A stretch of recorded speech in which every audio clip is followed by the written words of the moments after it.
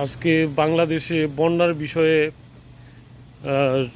অনেকই লেখালেখি হচ্ছে যোগাযোগ মাধ্যমে, সামাজিক যোগাযোগ মাধ্যমে, এবং এটা দেখা যেতেছে যে সবাই ভারতের দোষ দিতেছে যে ভারত ভারত ইচ্ছাকৃতভাবে বাংলাদেশকে ডুবানোর জন্য পানিগুলো ছেড়েছে।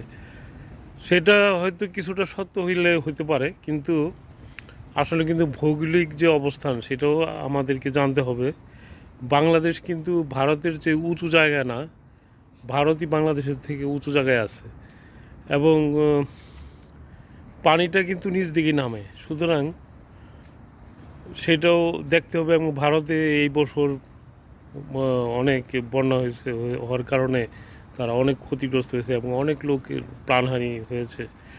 সেই জন্য সম্পূর্ণ যে ভারত সরকার দায়ী বন্যার জন্য সেটা না, এটা একটা দুর্যোগ আবহাওয়া এবং অতিবৃষ্টির কারণেই এটা হয়েছে।